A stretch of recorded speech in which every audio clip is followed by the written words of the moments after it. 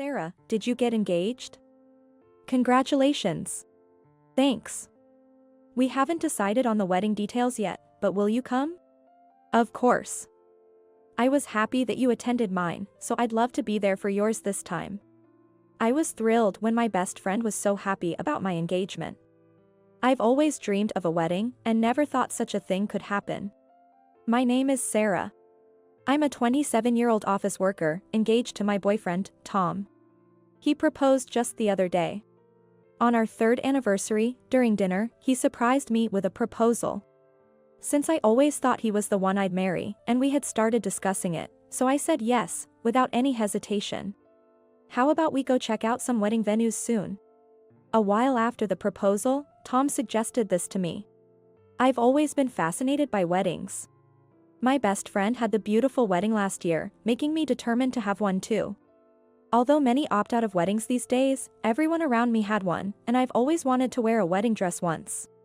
Tom knew this, so he brought it up. However, I don't want a lavish ceremony. I don't want to rely on parental support, preferring a wedding within our budget. After sharing these thoughts with Tom, he agreed, and we narrowed down our options based on budget and location. On our next day off, we went venue hunting and I instantly fell in love with one chapel and reception hall. It looked affordable, and with Tom's agreement, we decided on that hotel venue.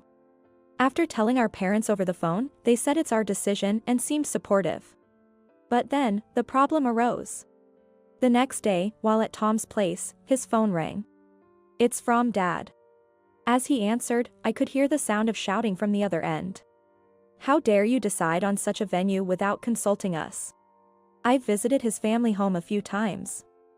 His father seems to care a lot about appearances. I knew this, but I never expected such an outburst over our wedding plans. Tom's voice was getting increasingly irritated on the phone. It's our wedding, for crying out loud. We're paying for it ourselves, you don't have a say in this. Tom was saying this, but his father didn't seem to be listening and was still shouting. All right, I'll come over next week, and we can talk then. Tom said with a sigh, sounding annoyed, but the shouting was still audible on the phone. Both of you should come. Got it?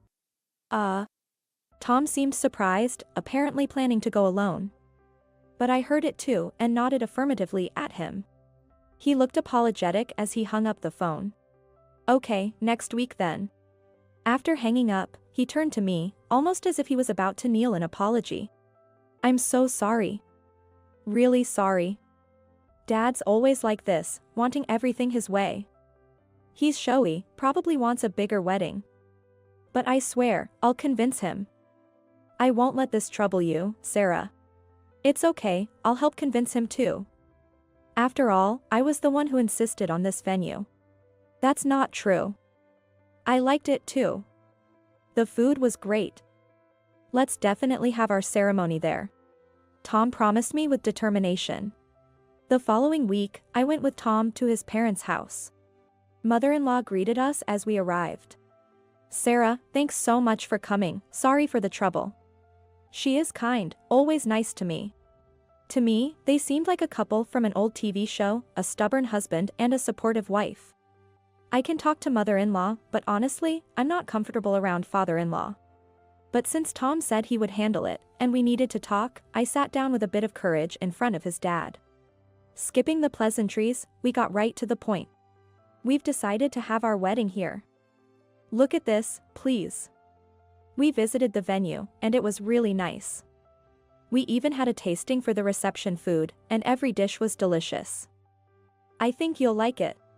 Tom said, pulling out the venue's brochure and presenting it to his dad like he was a salesperson.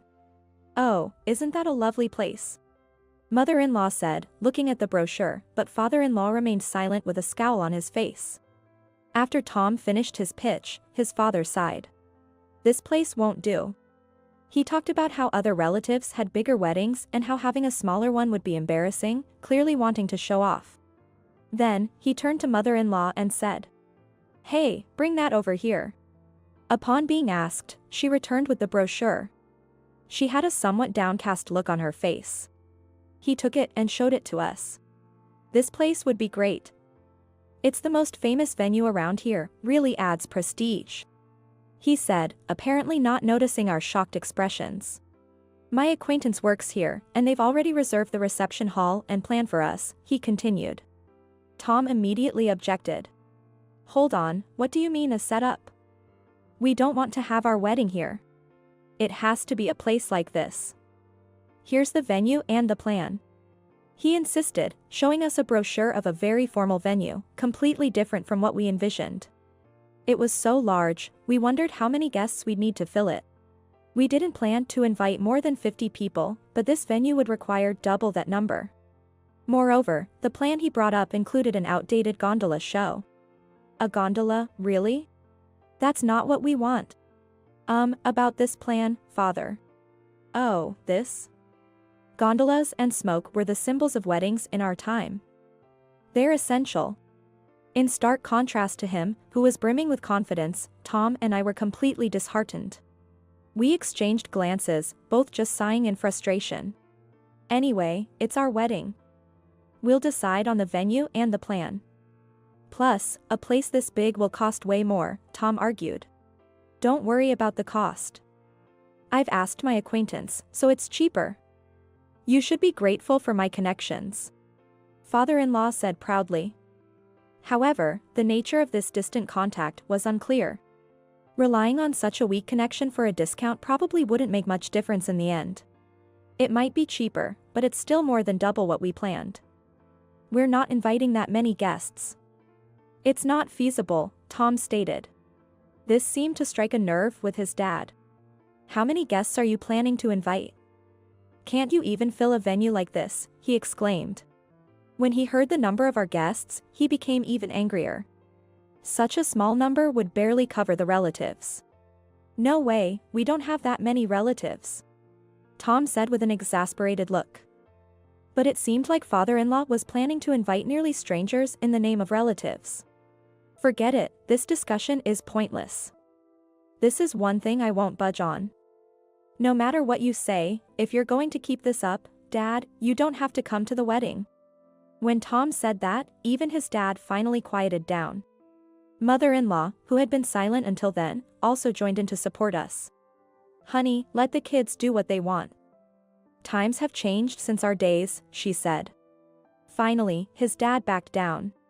After that, our wedding preparations went smoothly. Choosing the wedding dress and planning the event was fun. We almost finished the guest list, settling on around 40 people. We decided on just one outfit change. It might seem minimal, but we found a dress we loved, and that was enough. We allocated the extra budget to the food. With most of the details set, we went to report to Tom's parents. Tom, fearing his dad might object again, said I didn't have to go, but I thought it's better to inform them in advance to avoid further issues. As expected, father-in-law had only complaints. Just one outfit change. I expected at least 3. And the guest list needs to be doubled. We can increase it just with our relatives. Before we could object, he proudly announced. By the way, Ethan will be coming. Ethan? Tom and I were puzzled. You know, the city councilman, Ethan. What? Why? It's an honor. I asked him through my connections. Wait a minute, we don't have any connection to someone like that.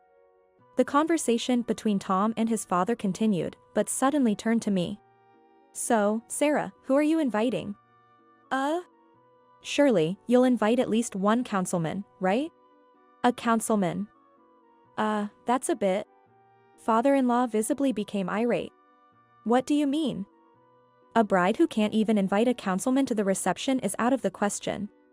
I had almost lost my patience multiple times, wanting to remind him that our wedding wasn't a stage for his vanity. But his last comment pushed me over the edge. All right, I'll invite someone of a different status then. Tom also seemed to have had enough, and without saying anything more, we left the house. 3 months later, on our long-awaited wedding day. While I was waiting in the dressing room, I heard a commotion coming from the groom's dressing room. But, having expected this, I decided to ignore it. The ceremony went on without any issues and was over in no time. Father-in-law looked disgruntled, but it was a situation of his own making. The next day, as Tom and I were spending time in our new home, his father, predictably, came over. When his mother accompanied him into the room, he instantly became furious, like a kettle boiling over. What was with the guest list yesterday? I couldn't help but smile inwardly at the predictable scene. You're the one who said to invite a councilman, Tom retorted, and his dad started to falter. I had no idea a former minister would come. That's why I told you I would invite someone of a different status. You're not supposed to show up the groom. Because of you, my reputation for inviting the city councilman has been tarnished. I shook my head when Tom tried to intercede. Then you shouldn't have said such things in the first place. It's not my fault if your reputation suffers. I didn't have any other acquaintances to invite. Once I started, I couldn't stop. You thought I couldn't invite someone more important than the people you invited, right? Were you planning to say I wasn't a suitable bride? I didn't mean it like that. He visibly shrank. Then what did you mean? Let me guess, you just wanted to show off at your son's wedding that you know a councilman, right? He had nothing to say in response, just glaring at me. That man is my best friend's father, and we've been close for years. He was happy when he heard about our marriage, but said he didn't want to bother and declined to attend. But when I told him what you said, he happily agreed to come. Father-in-law was left speechless. Tom came to my support. Dad, you always show off too much. Think about the trouble it causes us. Using your own son's wedding as a tool for your vanity is just too much. Then, suddenly, mother-in-law, who had been quiet until now, spoke up. Now that Tom's wedding is over, I want a divorce. What are you saying? Not just his father, but everyone present was shocked. I've been patient until now, but I've reached my limit. Yesterday's wedding was wonderful. During my own wedding, everything was decided by you and your parents. I couldn't even wear the dress I wanted. I still remember it. I'm glad Tom and Sarah could have a wedding without regrets. Hearing this story for the first time, I couldn't hide my surprise. Anyway, we're going home now. Mother-in-law, who always supported her husband, had changed and took him back home with her. Afterward, father-in-law was indeed divorced, and he, having never lived alone or managed household chores, was struggling even with tasks like taking out the trash. The man who had always put on airs, now known to be divorced, was pitied by those around him. Tom's mother, having gathered evidence of long-term emotional abuse, received alimony and became much brighter in her demeanor. Life with Tom as newlyweds was going well, and I was very happy. It was just a coincidence that my best friend's father was a former minister, but it helped us break away from the vain father-in-law.